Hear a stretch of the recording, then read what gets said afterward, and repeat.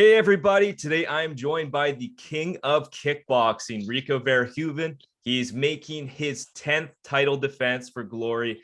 He's competing at Glory Collision 3 on Saturday, October 23rd against an MMA legend, a combat sports legend, Alistair Overeem. Rico, thanks a lot for taking the time today, man. Thanks for having me. You're 2.5 weeks out from the fight, so it's rapidly approaching. How are you feeling? How did the training camp go? How's everything? Oh, I'm feeling good, man. Feeling really excited, especially after this whole crazy COVID times that finally now we can have an event where people can attend to. So excited. Camp has been amazing. So game plan is on point. So we're ready. How important is it to you to have a live crowd? I mean, fighting, obviously fighting with no crowd, many people can do it. It's been done in many different promotions. But for you, do you need a crowd there to really get you going? To be really honest, no. Even though for the people that come to the events feel like, why not? I think a few years ago, a few years, it's quite some time ago. I think about a decade. But I just asked myself the question, why am I doing this? Am I doing this for whoever, family, friends? No, I'm doing this for me. Though, okay, or am I doing this for anybody else that's coming to watch my fights? No, I'm enjoying this because I like to do this. So why am I putting all this pressure on myself? Look, I gotta perform because there's so many people watching television or whatever. So then, yeah, I just switched over to, let's just enjoy the moment. So, and that's what I'm doing. So now it doesn't matter where I travel or if I'm across the globe somewhere else where, for example, I have no fans, and all my fans, years ago, all the fans were for my opponent. I was really the underdog and came there, couldn't be bothered with it. I just fought, I won, and and went back home. And this January, I fought in the tournament, and an arena that has at least normally 10,000 people. I think it holds something around 10,000. So now I had 0 people, and like I said, I couldn't be bothered. I was so relaxed. It was maybe it was even better for me because the connection with my trainer was amazing. Everything he said, I I heard loud and clear. So it was perfect. Nice. Right when it was announced that he left the UFC, were you like, okay, there's a good chance I'm going to be fighting Alistair Overeem? How much was it on your radar, I guess, when he left the UFC? When he left the UFC, of course, Glory reached out. They said, hey, we're going to try and get Alistair and see if he's open to fight you. So let's go. So that's exactly how it went. So I was excited. I'm always excited to find and look for new challenges. I think this is one, and a big name, an athlete that put a lot of records on his name, a lot of belts, a lot of championships, a lot of good fights. So the first thing I heard was oh, that would be amazing if he would do that. Now you say a new challenge, but I mean, you guys do have a bit of a past training together. Can you kind of explain, I guess, to what extent did you guys train together and how long ago that was? Yeah, it was so long ago. I think it was 2012. The last time we trained together in, in Miami, Florida, when he was preparing for the Bigfoot fight. So yeah, that's so long ago, and I just came off a tournament in which I lost the second round versus Semi Shield. The Semi Shield became champion again that evening, so I was a little bit injured. So yeah, for me that wasn't a full. Yeah, I can hardly recall it. I know we worked out a little bit and we did some sparring for the stand-up part, and that's about it. Yeah, so I guess it sounds like you don't put too much stock into that sparring session because it was so long ago. It was, maybe you weren't at your best at that time, and everyone evolves in this sport as they stay in it. So is that kind of how you not even really thinking about the past sparring? No, of course it's yeah. We're two different people now, right? Just nobody is the same that he was like a few years back. So just think about it, like 10 years ago. I'm not the same fighter. He's not the same fighter. So it's just so many things changed. And speaking of 10 years, it's been over 10 years since Overeem has fought in kickboxing, right? Obviously, he had a big MMA journey, especially in the UFC. Now, he did come out during the press conference. Well, he said it before the press conference, but he reiterated during the press conference that if this was a street fight, he would beat you 100 out of 100 times. And then you came back with a quote, and I'll read it here. You said, "It's going to be a night with rules, going to be a night with a ring, a night with a referee, and doping testing. So I think I'm good." So obviously, Overeem does have, a history of testing positive for elevated levels of testosterone. So, like, what Yeah, version are you? Was that, first of all, was that kind of a jab at him because of the street fight? 100%. 100%. Of course.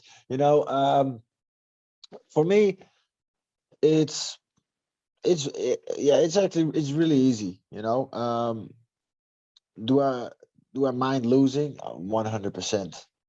Do I mind losing fair? No. Do I mind losing unfair? Yeah. So when somebody's using whatever version of steroids, or I don't know what he's using, or to enhance himself or his body or his stamina, whatever, or his mind maybe, yeah, I just can't see the point. It's just like it's like cheating, and I think that's just it's just unfair, especially in the sport that we're doing. It's so many risks that are being taken. So, for example, in Formula One, it's not allowed to have an extra engine in your car. So, why would it be allowed, like in a fight, to have more power or more strength? Because then the dangers are even higher. Because if somebody punches harder than they like legally would do, they can conflict more damage. More damage is more brain damage, so it's more dangerous. But he gained that power through an illegal way. So it's just like, yeah, that's why, for me, I just don't like cheaters. I don't like cheaters. For me, when I look at it and I look at his fights, especially the after he got caught, it was like a bumpy road, ups and downs, ups and downs. And you saw the whole body change. I think everybody saw the pictures that he went from, yeah, like almost looking like a bodybuilder to like a normal, good looking athlete. But there was a big difference. And we also saw the difference in his performances. So that's all I'm saying, and that's all I meant. Like, hey, let's play fair. Let's play fair. And yeah, the way I looked at him, and I thought, like, okay, you look a lot bigger than you did in the UFC. So let's see how it goes. Let's see how it goes. Would you say there's an element of bad blood between you guys, or is this more just like a competitive, obviously stance on how you feel about PDs? Obviously, is this more from a competitive standpoint? Is there more? Is there bad blood, I guess, between you? No, why? It's like he said, he said I'm not his type, like his energy, and that's the same thing for me to him. He's not my. We don't have the same energy. He's not the person I would like like hang with or something. It's just like people. From my point of view, everybody sends out a type of energy, and when you feel that energy, you feel like, hey, we're on the same level or we're not. And he's just on another level of energy.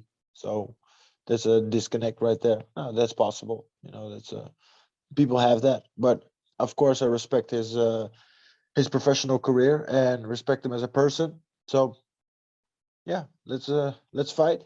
Let's enjoy the night, and may the best win. So he's 41 years old, and like I mentioned earlier, he hasn't been kickboxing for over a decade at this point. What version of Overeem are you expecting to see? I know I'm sure you're preparing for the best Overeem to ever walk into a ring or cage. Yeah. But yeah, what are you expecting to see? What I expecting to see is a lot of experience. A lot of experience. Somebody with a game plan that he's going to try to execute. Because, of course, everybody comes in with a game plan, but I know he really like dismantles, fights, and looks at, okay, where can I see the opening? Where can I do this? Where can I do that? Where's the weakness? So I know that he does that because, of course, I saw that in the camp I was in with him. So that's what I'm expecting. A guy that comes in with a game plan, but in the end, just like all the others, is going to fail. Now, I'm not sure if you're a prediction guy, Rico, but do you have a prediction for the fight? Ah, yeah, not really. Actually, I'm not like. I did one prediction once, so that was pretty accurate. It was a few years back, but no, I'm not really of a prediction guy. It's just gonna be an exciting fight, and I'm really looking forward to it. And I'm just gonna show that kickboxing has been elevated in a different type of level and that he hasn't seen before. So, and that's all, he already acknowledged that, like Rico's the best kickboxer I ever faced.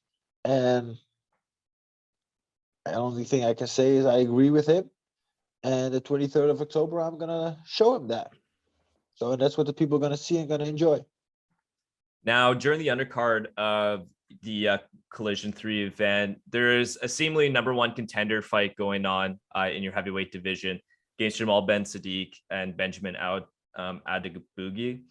I mean, you fought and beat both of the guys. Are you still looking at this like you're watching it very closely, seemingly like if you plan on getting past Overeem? And is this kind of plan to fight the winner of this fight here? Maybe. I don't know. Let's just focus on this fight first and let's see what Glory comes with next. For me, I'm never like looking past fights. Of course, oh, that's like a number one contendership fight, whatever. We'll see. If something else interesting comes around, Glory is pulling the string. So I'm up for anybody and everybody. So yeah, let's just first get by our first obstacle, the 23rd of October. Now, I know you just said that you're not looking past Overeem, obviously now, but do you have some sort of 5-year plan for yourself? Are you taking it day by day, fight by fight? I mean, you're a guy who does a lot of things outside of competition. You have acting experience. I was just on your Instagram. You're a pretty good piano player as well. Like you're a busy guy. So is there a plan for you to do more outside of the ring within the next 5 years? Where are you at with your 100%. 100%. If I'm gonna be completely honest with you, is that for me the perfect goal would be, well, the circle would be completed if I would be champion for 10 years. So in the end of this contract I have with Glory, so that's till the end of 2023, and I still have the belt. I think there's a good chance I will retire then. So okay. and then go into acting. I hope that's what I'm like planning to do. So I'm having so many fun things and fun people that I'm meeting, and yeah, it's just interesting to do so many things business wise. So I'm already also setting up different businesses, but like the real passion is in acting. So let's hope we can just like slowly transition from being an active athlete to being an actor. One would assume that kind of roles that maybe you would go into are like action star roles. But like, what kind of acting are you into? Are you like a rom-com guy? What's going on? Like, what kind of acting? No, no, I'm like really, to be honest, to be open to a lot of things actually, because it's so like stereotype, like, oh, he's got to be a bad guy or he's got to be a super action hero. But I would love to play that like funny comedian family type of guy, or maybe something a little bit more dramatic or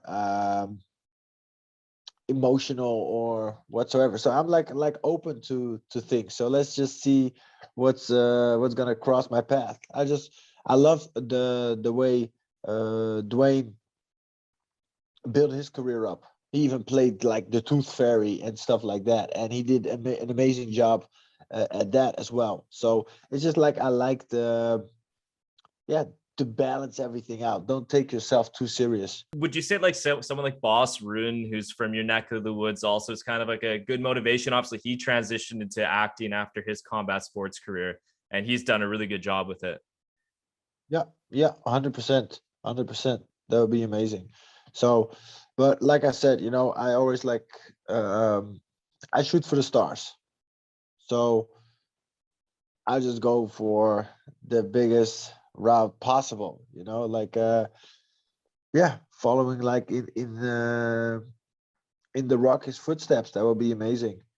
Like just getting people, like the same thing I did with kickboxing throughout the years, is getting people excited again about kickboxing, getting people excited to watch kickboxing, and even say, you know what, I'm gonna, instead of putting my son or my daughter on soccer, tennis, or whatever, let them do kickboxing because it's good for their confidence, good for their physique, and good for their mental mind state. So that would be amazing to do that same thing with acting again, just to get people excited. Oh, hey, this is Rico's movie coming out. We got to see that.